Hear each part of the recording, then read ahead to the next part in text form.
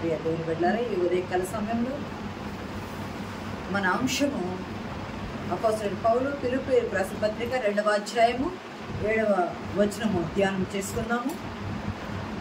మనుష్య పోలికగా పుట్టి దాసుని స్వరూపమును ధరించుకొని తను తానే రిక్తునిగా చేసుకొనెను. మనుష్యుని పోలికగా పుట్టి దాసుని స్వరూపము ధరించుకుని తనను తానే రిక్తునిగా చేసుకుని చిన్న ప్రార్థన చేసుకుని వాక్య ధ్యానం కలిగిన మహోన్నతుడా, మరొక ఉపవాస దినం అనుగ్రహించినందుకు వందనాలు.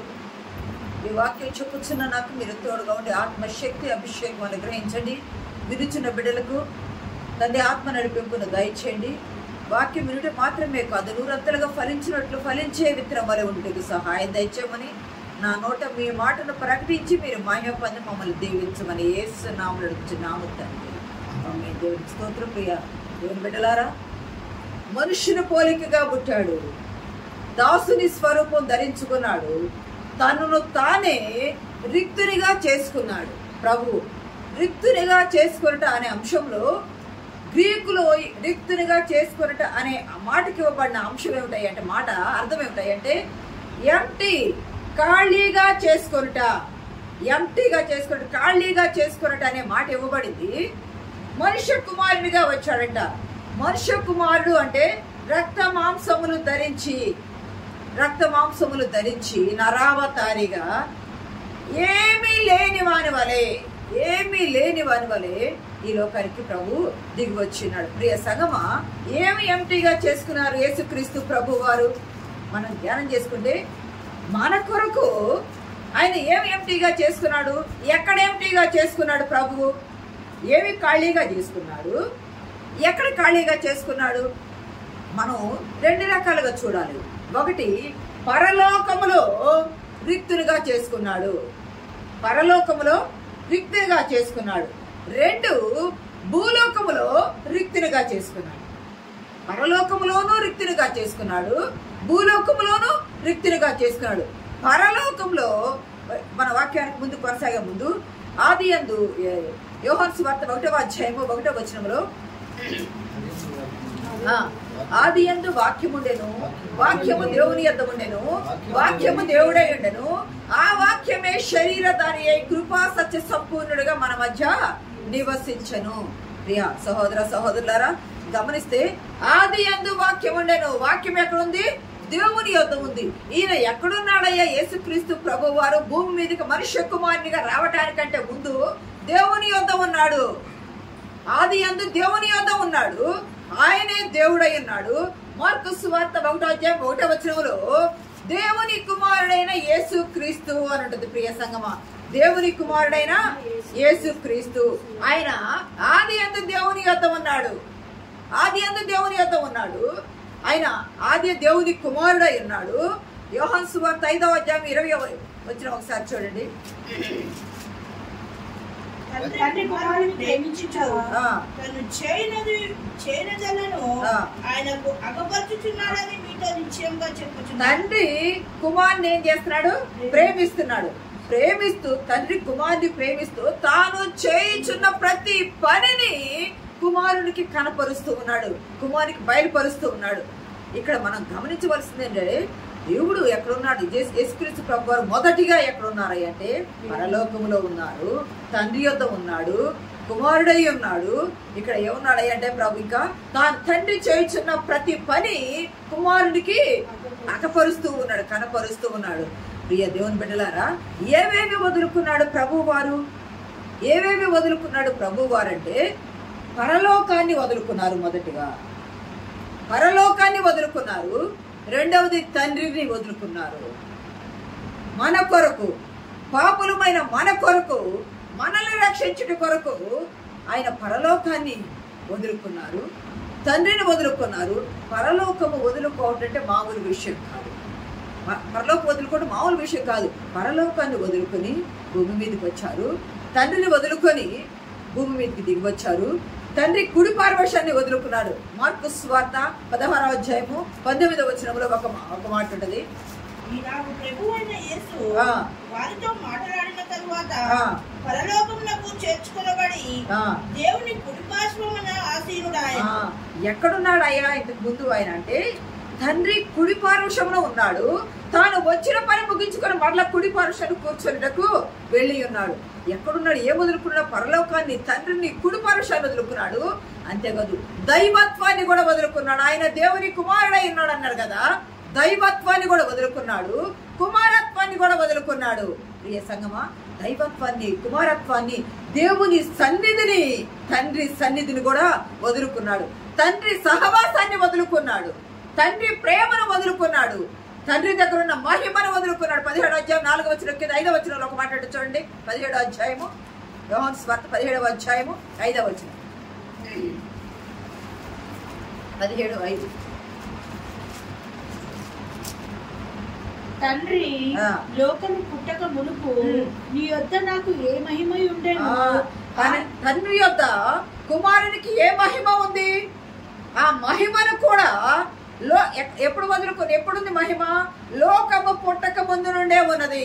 లోకము పుట్టిన తర్వాత పాపం చేసి మన కొరకు పంపించబడ్డ, జగత్తు పునాది వేయబడక మునిపే అనాది సంకల్పంగా భూమి మీదకి రావటం మనుష్య కుమారుని గాని లిఖించబడింది, నిర్ణయించబడింది, దేవుని చిత్తమైంది, ఏర్పాటు చేయబడింది. దేవుని సహవాసాన్ని, తండ్రి సహవాసాన్ని, తండ్రి ప్రేమను, తండ్రి యొద్ద లోకము పుట్టక ముందే ఉన్న మహిమను కూడా వదులుకున్నారు. ఇంకా అంతే కదా, ఘనతను వదులుకున్నారు. భూమి మీద మనకింత ఘనత తగ్గితే మనం భరించలేము, కానీ పరలోకపు ఘనతను, భూలోకపు ఘనతను కాదు, పరలోకపు ఘనతను వదులుకున్నారు. అధికారాన్ని వదులుకున్నారు, తండ్రి ఇచ్చిన అధికారాన్ని వదులుకున్నారు, ఆధిపత్యాన్ని వదులుకున్నారు. అంతేకాదు దూతల స్తుతిగానాన్ని, పరిశుద్ధుడు పరిశుద్ధుడు పరిశుద్ధుడు నిత్యము దూత గణముతో కొనియాడబడుతున్న స్తుతిగానాన్ని, పరిశుద్ధతను వదులుకున్నారు. అంతేకాదు ఐశ్వర్యాన్ని వదులుకున్నారు. ఆయన ఐశ్వర్యవంతుడయ్యుండి, ఆయన ధనవంతుడయ్యండి, మనల్ని ధనవంతులుగా చేయటి వరకు ఆయన దారిద్ర్యం ఉంది, ఆయన ఐశ్వర్యాన్ని. అంతేకాదు స్థిరమైన కలిమి, ఘనత, ఐశ్వర్యము నా యొద్ద ఉన్నాయని సామెతలో చెప్పారు కదా, సమస్తము ఆయన యొద్ద ఉన్నాయి. అవన్నీ వదులుకున్నారు. పరిశుద్ధ స్వరూపాన్ని వదులుకున్నారు. ముఖ్యంగా దేవుని స్వరూపాన్ని వదులుకున్నారు. మానవ పోలిక, మానవ స్వరూపాన్ని ధరించుకున్నారు. ఆయన మానవ స్వరూపాన్ని ధరించుకున్నారు. కిరీటాన్ని వదులుకున్నారు. కిరీటాన్ని వదులుకున్నారు. కుమారత్వంలో కుమారు ప్రిన్స్ గా చేసినప్పుడు కుమారత్వానికి కిరీటం పెడతాం కదా, ఆ కిరీటాన్ని వదులుకున్నారు. ప్రశస్తమైన కిరీటం అది, దాన్ని వదులుకున్నారు. జీవ కిరీటం ఇస్తానంటాడు కదా, మనకే, మన మనుషులమైన మనకే జీవ కిరీటం ఇస్తానంటే కుమారుడు, తన కుమారుడు, ఏకైక కుమారుడు, ఆ కుమారుడు తండ్రి యొద్ద తన కిరీటాన్ని వదులుకున్నాడు. అంతేకాదు నిత్యత్వాన్ని వదులుకున్నాడు. నిత్యత్వాన్ని వదులుకొని మరణించడానికి మనుష్య రూపము దాల్చాడు. దేవుని నామానికి మహిమ కలుగును గాక. మన పాపముల కొరకే ఆయన ఏమీ చేయలేదు, మనకే వచ్చాడు. ఇంకా అనేకమైన వాటన్నిటిని, తనకు కలిగిన సమస్తాన్ని విడిచి పాపులమైన మన కొరకు, నీ కొరకు, నా కొరకు అయినా నీకు వచ్చాడు. అసలు ఎవరైనా భూమి మీద ఉన్న మనుషులు పరలోకం వెళ్ళాలని ప్రభువుని ప్రార్థిస్తారు. అయ్యా మమ్మల్ని పరలోకం చేర్చు, పాతాళ లోకం వద్దని పరలోకం కొరకు చేసుకుంటారు. అంతేకాదు ప్రభువు మరణించిన తర్వాత పాతాళ లోకానికి వెళ్ళడానికి కూడా ఆయన సిద్ధపడి వచ్చాడు, ఎరిగి వచ్చాడు, తెలిసి వచ్చాడు. ప్రాణం పెట్టడానికి, తిరిగి తీసుకోవడానికి నాకు అధికారము కలదని అధికార సమస్తాన్ని విడిచిపెట్టుకొని ఈ లోకానికి ఆయన నరావతారిగా వచ్చారు. నాది అనేది ఏది లేకుండా, తనను తాను రిక్తునిగా చేసుకున్నారు. మీకు తెలుసా, మనం చాలాసార్లు చదివాం, కానా వివాహంలో అది యోహాను 2 చూడవసరం లేదు, కానీ 6 రాతి బాణలు ఉన్నాయి. 6 రాతి బాణలు మానవునికి గుర్తు. 6వ దినము నరులు చేశారు కదా, 6 రాతి బాణలు నరుని సంఖ్య, అది నరునికి గుర్తు. రాతి బాణలు ఎలా ఉన్నాయి? రాతి బాణ రాయితో చేయబడ్డ బాణవలే ఉన్నాయి. ఎలా ఉన్నాయి అంటే ఖాళీగా ఉన్నాయి, దానిలో ఏమీ కూడా లేదు, ఖాళీగా ఉన్నాయి. ప్రభువు కూడా ఆ బండ క్రీస్తే బండ నుండి చెక్కబడ్డ రాతి బాణవలే రిక్తునిగా, ఖాళీగా మన కొరకు వచ్చిన్నారు.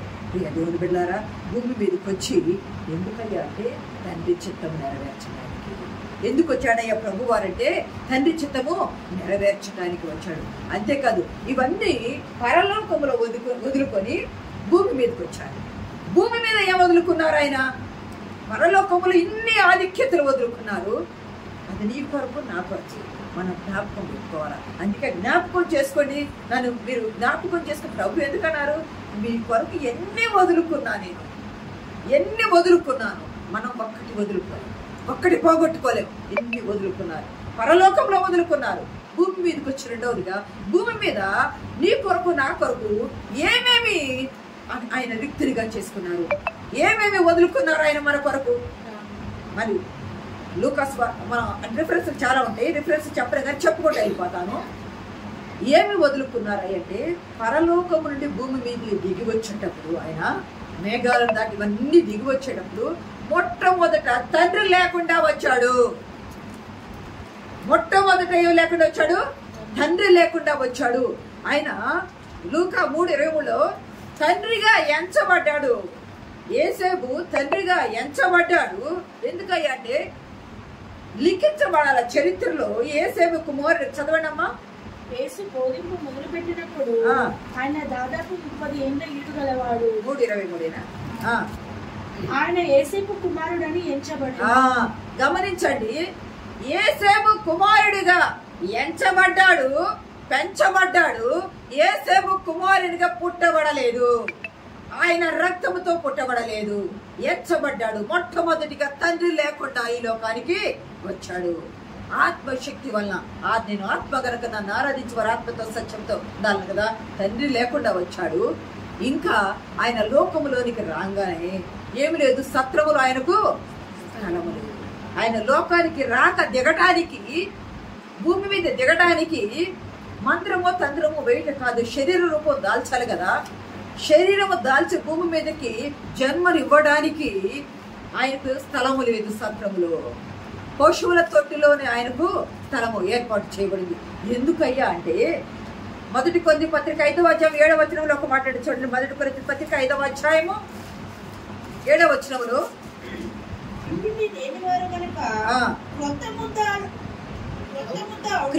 క్రీస్తు అను మన పస్కా పశువు తండ్రి లేకుండా వచ్చాడు. సత్రములో ఆయనకు స్థలము లేకుండా పోయింది. స్థలము లేదన్నారు. ఆయనను ఎవరూ కూడా చేర్చుకొనలేదు. ఎందుకు వచ్చాడయ్యా పశువుల తొట్టిలోకి అనంటే, పశువుల తొట్టిలో ఆయన పొరుండబెట్టారు. పశువుల తొట్టిలోకి రావడానికి కారణం ఏంటంటే క్రీస్తు అన మన పస్కా పశువు బోధింపబడెను. పస్కా పండుగ నాడే ఆయన పస్కా పండుగప్పుడు ఆయన బోధించబడ్డాడు. ధర్మశాస్త్రం కొట్టివేయడానికి రాదు, దాన్ని నెరవేర్చడానికి వచ్చాడు. పస్కా గొర్రె పిల్ల వలె బరవడానికి ఆయన వచ్చి ఉన్నాడు. పస్కా పశువుని అపొస్తలుడైన పౌలు ద్వారా చెప్పబడ్డాడు. అంతేకాదు తండ్రి లేడు. ఇంకా మనం చూడాలంటే ఆయనలో పాపము లేదు. యోహాను 8:46 చూడవసరం లేదు కానీ ఆయన పాపము లేదు. ఆయనలో పాపము లేదు. ఆయన పాపము చేయలేదంటాడు పేతురు భక్తుడు. ఆయన పాపము చేయలేదు, ఆయనలో పాపము లేదు, ఆయన పాపము చేయలేదు. 1 యోహాను 3:5 అంటాడు ఆయన యందు ఏ పాపము లేదు, పాపమేమీ లేదు ఆయనలో. ఆయన పాపము చేయలేదు, ఆయనలో పాపము లేదు. ఆయన యందు ఏ పాపము లేకుండా ఉంటే మన కొరకు ఆయన పాపముగా చేయబడి ఈ లోకానికి వచ్చాడు. మన కొరకు ఆయన పాపముగా చేయబడి వచ్చాడు. లూకా 4:24 అంటాడు స్వదేశములోనంట హితుడు కాదు, తన తండ్రి ఇంటి వారు గాని, తాను ఉన్న ఇంటి వారు గాని, తన దేశం వారు గాని నువ్వు మా యొద్ద వద్దయ్యా, నువ్వు వెళ్ళిపోయా అన్నారు. సమరయులు ఆయనను చేర్చుకోవడానికి ఇష్టపడలేదు. యూదులు ఆయన సులువు మరణానికి పట్టించడానికి సిద్ధపాటయ్యారు. అయ్యా దేవుని బిడ్డలారా, ఇదే కాల సమయంలో స్వదేశంలో హితుడు కాలేడు, ఘనత పొందలేడు, ఆయన నువ్వు వెళ్ళిపోయా అని ఆ ఇంటి వారు అన్నారు. ఇంకా ఏమిటంటే పగలు దేవాలయంలో బోధించేవాడు, రాత్రి ఒలీవ కొండ మీద ఆయన ప్రార్థించేవాడు. ఎందుకంటే గృహం లేదు. అంటాడు కదా లూకా 9:58 ప్రభువా మేము మీ ఎద్దుకు వస్తామయ్యా, మేము మీ ఎద్దుకు వచ్చి ఉంటామయ్యా అంటే ప్రభు అంటాడు ఒక మాట, మనుష్య ఆకాశ పక్షులకు నివాసంలో కలవు గాని మనుష్య కుమారుడు తలవాల్చుకున్నకైనా స్థలము లేదని అతనితో చెప్పాడు. చాలు, మనుష్య కుమారుడు నక్కలకు బరీలు ఉన్నాయ్యా, అవి భూమిలో బర్యాలు చేసుకుంటాయి. ఆకాశ పక్షులు ఉన్నాయ్యా, అవి తెచ్చుకొని అవి ఒక్కొక్కటి పుల్లలు తెచ్చుకొని అవి చిన్న పీచులతో గూళ్ళు కట్టుకుంటాయి. నక్కలకు బొరియలోనే ఆకాశ పక్షులకు నివాసాలు ఉన్నాయి కానీ మనుష్య కుమారుడు తలవాల్చుటకు చోటు లేదు. లేవియా కాండంలో అంటాడు కదా, ఈ భూమి అంతా కూడా నాదే, భూమి అంతా నాదే. సర్వలోకమైన భూమి దేవునిదైనప్పుడు, భూమి దేవునిదైన ఈ భూమి మీద ప్రభువునకు చోటు లేదు, భూమి మీద ప్రభువునకు చోటు లేదు. మనుష్య కుమారుడు తల వాల్చుకొనిటకు కూడా చోటు లేదు. ఆయన ఓడ అమరమున నిద్రించాడు. ఓడ అమరమున, మార్కు 4:38 ఓడ అమరమున ఆయన నిద్రించాడు. ప్రియ సంగమా, ఇంకా అంతేకాదు, ఆయనంట ఆకలి కొన్నాడంట. ఆయన ఆకలి కొన్నాడు. ఆకలి కొని అంజూరపు చెట్టు వైపు చూసినప్పుడు అంజూరపు చెట్ల మీద పండ్లు గాని కాయలు గాని ఉన్నాయా? లేవు. మార్కు 11:12 వచనాలంటే ఆకలి కొనిను అంజూరపు చెట్టు వైపు నిండా ఆకులు ఉన్నాయి. ఆకలి కొని చూచాడు గాని ప్రభువారు ఆ చెట్టు మీద ఏ ఫలములు కూడా లేవు, ఫలములు కూడా లేవు. అంటే ఆకలి తీర్చడానికి ఫలములు కూడా లేవు. ఆయన దప్పిక కొనెను, చేదు చిరకనిచ్చారు ఆయనకు, చేదు చిరకనిచ్చారు ఆయనకు. ఎంత రిక్తునిగా చేసుకున్నాడు పరిశుద్ధుడైన ప్రభువు, ఎంత రిక్తునిగా చేసుకున్నాడు. ఇంకా ఆయన అంతేకాదు, శిలువ మరణానికి పట్టబట్టడానికి వెళ్ళాడు ప్రభువు. వెళ్లే ముందు గాడిద మీద వెళ్తూ ఉన్నాడు. గాడిద తనది కాదు, గాడిద ప్రభువుది కాదు. కట్టబడి ఉన్న గాడిద పిల్లను విప్పటానికి వచ్చాడు ఆయన. కట్టబడి ఉన్న గాడిద పిల్లను విప్పటానికి వచ్చాడు ఆయన. విప్పి తొలి గాడిద పిల్లను విడుదల కలుగు చేయకపోతే గొర్రె పిల్లను బలి ఇచ్చి మెడ విరగదీయాలనే నిర్గమాకాండంలో ఉంటది. తొలి గాడిద పిల్లను విడుదల చేసుకోవాలా. తొలి గాడిద పిల్లను విడుదల చేసుకోకపోతే ఏమి ఇవ్వాలి? దానికి బదులుగా గొర్రె పిల్లను వెల ఇచ్చి గాడిద పిల్లను విడుదల చేయాలా. అలాగని గొర్రె పిల్లను వెల ఇచ్చి విడుదల చేయకపోతే గొర్రె పిల్ల మెడ విరగదీసి చంపాలని నిర్గమాకాండంలో ఉంది. సహోదరుడా, సహోదరి, నీ కొరకు నా కొరకు మాత్రమే కాక కట్టబడిన గాడిద పిల్లను విడుదల కలుగు చేయడం కొరకు కూడా ఆయన వచ్చాడు. తాను సృజించిన సృష్టిలో ఏది కూడా మర్చిపోకుండా వచ్చాడు. ఇదంతా ప్రవచన నెరవేర్పు. 34:20 ఉంటుంది అన్నమాట. జకర్యా 9:9 ఉంటుంది, చూడవసరం లేదు. కానీ అంతేకాదు, ఆయనను సిలువకు అప్పగించాడు. సిలువకు అప్పగించినప్పుడు ఆయన వస్త్రములను కూడా పంచుకున్నారు, వస్త్రాలు లేకుండా కూడా పంచుకున్నారు. అంతేకాదు, సిలువకు ముందు వేయటానికి ముందు కొట్టు వారికి తన వీపును అప్పగించారు. కొరడా దెబ్బలకు తన వీపుని అప్పగించారు. ప్రభువారు కొరడా దెబ్బలకు తన వీపుని అప్పగించారు. ముళ్ళ కిరీటానికి తలను అప్పగించారు. వీపునేమో కొరడా దెబ్బలకు అప్పగించారు. కొరడాలతో కొడితే రోమన్ కొరడాలు 6 అడుగుల పొడవుండి సన్నని ఎముకతో కూడిన గోరు లాంటి పల్చని ఎముకతో కూడిన రజన ముక్క లాంటి దానిలో పెడితే 3 కొంకులు గల ఆ కొరడ కొట్టగా 6 అడుగుల ఆజానుబాహులైన వారు రాళ్లు పంచిన స్థలంలో, గబ్బాతరి స్థలంలో ప్రభువును పెట్టి దాన్ని కొట్టగా అది పోయి ఆ వీపు ముద్దకు అతుక్కున్నప్పుడు, అది లాగేటప్పుడు ఆ 3 కొంకులు ఉన్నటువంటి ఆ ముద్ద లాక్కొస్తే మాంసపు ముద్దలు కూడి వచ్చింది. నాగటి చాళ్ళ వలె నా వీపు దున్నబడింది అని ప్రభు వారు చెప్పి ఉన్నారు. ప్రియ సహోదరుడా, వీపునేమో కొరడా దెబ్బలకు అప్పచెప్పారు, తలనేమో ముళ్ళ కిరీటానికి అప్పచెప్పారు, భూమి బయటికేమో ముఖాన్ని అప్పచెప్పారు, గుద్దుటికేమో చెంపలను అప్పచెప్పారు, పెరుగుటికేమో వెంట్రుకలను అప్పచెప్పారు, వెంట్రుకలు అప్పచెప్పారు. అంతేకాదు, పిడిగుద్దులు గుద్దారు. నలుగొట్టుటకు శరీరాన్ని అప్పచెప్పారు, నలుగొట్టుటకు శరీరాన్ని అప్పచెప్పారు. సిలువ పైన ఈ సంగమా, సిలువ పైన తన చేతులలో మేకులు కొట్టడానికి, కాళ్లకు మేకులు కొట్టడానికి, బళ్ళెపు పోటు పడవడానికి సిలువలో తనను తాను సమస్తము రిక్తునిగా చేసుకున్నాడు. సత్రములో స్థలము లేదు, ఇంట్లో స్థలము లేదు, ఎక్కడా స్థలము లేదు. పక్షులకు రెక్కలకు బొరియలు ఉన్నాయి, ఆకాశపక్షి గూళ్ళు ఉన్నాయి. ఓడ అమరమున తల వాల్చుకొని కొద్దిసేపు నిద్రపోతే శిష్యులు గాలివాన వస్తుందని లేపారు. ఈ సంగమా, భూమి నాది అని చెప్పిన దేవునికి, ప్రభువునకు స్థలము లేక భూమి పైన కాదు, ఆకాశంలోనూ కాదు, భూమికి ఆకాశానికి మధ్య సిలువలో వ్రేలాడి, భూమి ఆకాశానికి మధ్య సిలువలో వ్రేలాడి తల వాల్చుకున్నాడు ప్రభువారు. స్థలము లేక. అది నీ కోసము నా కోసమే. అది ఎందుకయ్యా అంటే ప్రభువు ఆ రోజు సిలువ వేయకపోతే నా పాపాల కొరకు ఈ రోజు మనం సిలువ ఎక్కవలసిన వారమే. మనకు బదులుగా ఆయన సిలువకు మేకులతో ఆయన పళ్ళెపు పోటుతో అప్పచెప్పుకున్నారు. చివరకు ఆయన స్నేహితులు ఆయన్ని విడిచి పారిపోయారు. మీకు గుర్తుందా? బళ్ళెప్ప పోటు పొడిచినప్పుడు నీరు రక్తము కూడా ధారగా కారిపోయింది. సిలువ మోసేటప్పుడు చెమట కూడా కారిపోయింది. అంతకు ముందు రాత్రే చెమట రక్త బిందువుల వలె అయి కారిపోయింది.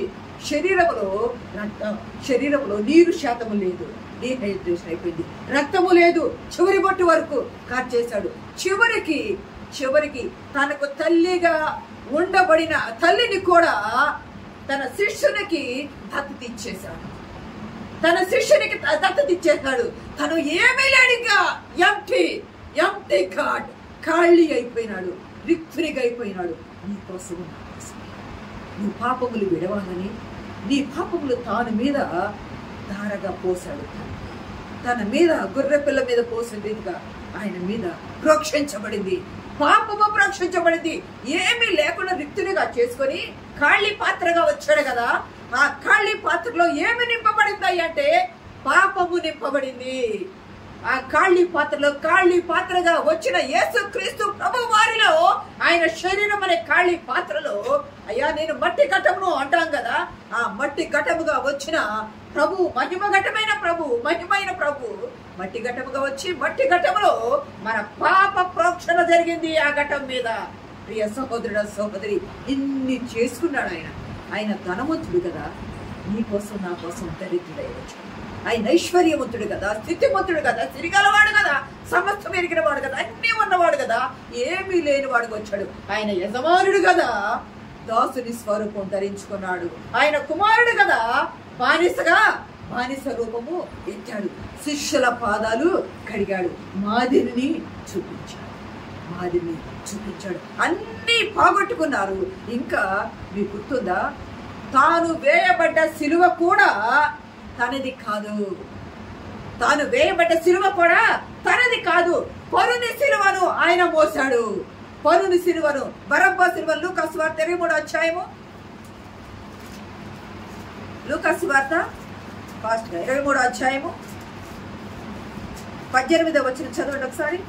వారందరూ వీరిని చంపివేసి నాకు బరబ్బను విడుదల చేయమని ఏకగ్రీవముగా కేకలు వేస్తుంది. వీడు పట్టణంలో జరిగించిన ఒక అల్లరి నిమిత్తము, నరహత్య నిమిత్తము చెరసాలలో వేయబడిన వాడు. 33వ వచనం చదవండమ్మా. 33 అక్కడ ఇరువైపున ఒకరిని ఎడవైపున ఒకరిని ఆ నేరస్తులను ఆయనతో కూడా సిలువ వేసిరి. యెషయా గ్రంథం 53 లేఖన భాగం నెరవేరింది. అక్రమకారులు ఒకరిగా ఎంచబడ్డారన్నాను. ప్రవచన నెరవేర్పు చూడవలసిన రైతుల సంగమా, ప్రవచన నెరవేర్పు జరిగింది. బరబ్బాను మాకు ఇప్పుడు మనం కూడా రాష్ట్రపతి మనకి క్షమాభిక్ష పెడతాడు. కొంతమందికి ఎవరైనా ఘోరమైన ఈ కార్యాలు చేసిన వాళ్ళు ఉంటే, క్రైమ్ చేసిన వాళ్ళు ఉంటే క్షమాభిక్ష పెడతాడు మార్పు వస్తే. ఈ బరబ్బా ముగ్గురు సిలువ వేస్తున్నారు. బందిపోటు దొంగ అల్లరి నిమిత్తం అతన్ని చేశారు, సిలువ జైల్లో పెట్టారు. ఇద్దరు దొంగలు బరబ్బా శిష్యులుగా ఉన్నారు. మధ్యలో ఉన్న సిలువ బరబ్బా సిలువే. మీకు ఎవరు కావాలి? బరబ్బానా యేసురా అన్నప్పుడు బరబ్బా కావాలి, ఆయన సిలువ వేయండి, యేసు సిలువ వేయండి అన్నారు. ప్రభువు పొందిన సిలువ ప్రభువు సిలువ కాదు. పరుల నిమిత్తమై, పాప పరిహారార్థ నిమిత్తమై బరబ్బా సిలువను తాను మోసాడు. సిలువ కూడా గాడిద తనది కాదు, సిలువ కూడా తనది కాదు, పాపము కూడా తనది కాదు, సిలువ శిక్ష కూడా తనది కాదు. మన కొరకు సమస్తము చేశాడు. అంతేకాదు ఆయన అక్కడ చనిపోయాడు. ఆయన సమాధి చేయాల, సమాధి కూడా ఆయనది కాదు. మత్తయి సువార్త 27వ అధ్యాయము 57వ వచనం.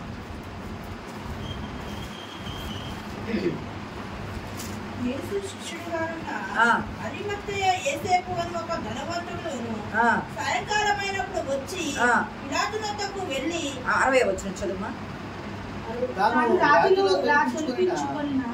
కొత్త సమాధిలో దానిని ఉంచి సమాధి ద్వారములకు. చాలనా ఇక్కడ గమనిస్తే యేసు అనుసరించడానికి సిద్ధపడి ఉన్న అరిమత్తయి యోసేపు అనే ఆ అధికారి తాను తొలిపించుకున్న రాతి సమాధిలో ప్రభువును పెట్టాడు. ధనవంతుని వద్ద అతను ఉంచబడినట్టు యెషయా గ్రంథ ప్రవచన నెరవేర్పు జరగాలి కదా. ఎప్పుడు క్రీస్తుకు పూర్వము 700లో రాయబడ్డ ప్రవచన నెరవేర్పు ఇప్పుడు జరిగింది. సమాధి తనది కాదు, సిలువ తనది కాదు, శిక్ష తనది కాదు, మరణము తనది కాదు. కానీ పాప పరిహార నిమిత్తం సమస్తము ఆయన రిక్తునిగా చేసుకున్నారు. పరలోకంలో రిక్తునిగా చేసుకుని భూమి మీదకి వచ్చారు. భూమి మీద రిక్తునిగా చేసుకొని ఆయన అన్ని విడిచి రిక్త హస్తములతో, ఇంకా మీకు తెలుసా, మనం చూసాం కదా, గాయాలు అయినాయి కదా. ఆ గాయాలలో కూడా ఆక్సిజన్ కూడా లేకుండా, ఖాళీ ఉంటే ఆక్సిజన్ నింపబడింది కదా, గాలి నింపబడింది కదా, ఆక్సిజన్ అనేది కూడా లేకుండా తోమ వేడి పెట్టి ఆయన గాయాలను పరిశీలన చేశారు. ఏది నాది అనేది ఏది కూడా ప్రభువునకు లేదు. పరుని సమాధిలో ఆయన పెట్టాడు. లేవియ కాండములో ఉంటది కదా, భూమి తనది తలవాల్చుకోవడానికి కూడా స్థలము లేక ఆయన ఇచ్చాడు. అంతేకాదు ప్రభు ఏమంటాడంటే, గాయాల ద్వారా ఆయన గాయాల ద్వారా మనకు స్వస్థతనిచ్చాడు. గాయాల ద్వారా కూడా మహిమ కార్యం చూపించాడు. నిందలు పడ్డాడు, అవమానాలు పడ్డాడు, హేళన పడ్డాడు, సమస్తం ఇదైపోయాడు. అయినా కూడా మనకేం చేశాడు అంటే, ప్రభు మన కొరకు రక్తస్రావం కలిగిన స్త్రీకేమో తన వస్త్రము ద్వారా ప్రభావాన్ని ఇచ్చాడు. జాలి పడ్డాడు, కరుణ పడ్డాడు, ప్రేమ చూపాడు, దయ చూపాడు. మన ఎడల దయ చూపి మనకు తల్లినిచ్చాడు, తండ్రినిచ్చాడు, భర్తనిచ్చాడు, భార్యనిచ్చాడు, పిల్లల్నిచ్చాడు, ఇళ్ళనిచ్చాడు, చెరువునిచ్చాడు, చిలకలిచ్చాడు, ఉద్యోగాలిచ్చాడు, పనులనిచ్చాడు. చేయుటకు సమస్త అధికారాన్ని అని మనకు అనుగ్రహించాడు. మనల్ని ఐశ్వర్యవంతులుగా చేశాడు, స్థితిమంతులుగా చేశాడు. తాను స్థితి లేని వాడైపోయాడు ప్రభువారు. అంతేకాదు అనేకులను చూసి, విధవరాలి కుమారుని చూసి, విధయాయిరు కుమార్తె వాళ్ళని చూసి వాళ్ళ మీద జాలిపడి వాళ్ళను బ్రతికించాడు. కుష్ఠరోగులను చూసి వాళ్ళ మీద కనికరపడి వాళ్ళను శుద్ధిని చేశాడు. దయ్యం పట్టిన వాళ్ళని చూసి వారి మీద కరుణ చూపి ఆ దయ్యాలను విడుదల కలిగేశాడు. ఇంకా ఏమీ లేదు, నోటి మాట ద్వారా అన్ని కార్యాలు చేశాడు, చేతి గాయాల ద్వారా అన్ని చేశాడు. ఇంకా చేయటకు ఏమైనా మిగిలిందా అంటే ఏమీ కూడా మిగల్లేదు.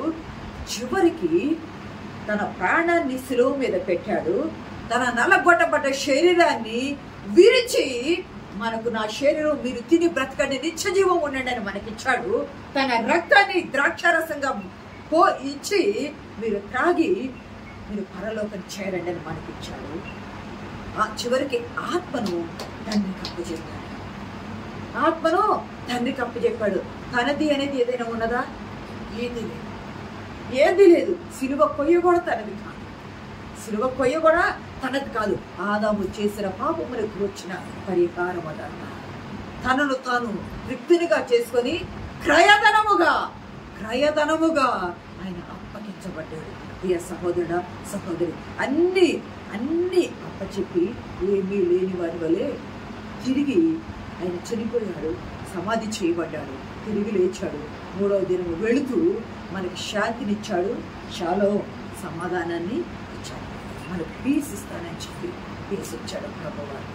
తాను ఖాళీ చేసుకుని మనకు సమస్తము సమకూర్చి సమాజంలో ఉంచాడు, కుటుంబంలో వచ్చాడు, గౌరవం, హోదా సమస్తం అనుగ్రహించి మనల్ని సమస్తం ఇచ్చి మనల్ని ఐశ్వర్యవంతులుగా చేసి అన్ని ఉన్నవానిగా ఆయన తోడు మనతో ఉంచి ఆయన తిరిగి ఎక్కడి నుండి వచ్చాడు అక్కడ తండ్రి కుటుంబాల్లోన కూర్చున్నట్టుకు అక్కడ నీ కోసం, నా కోసం.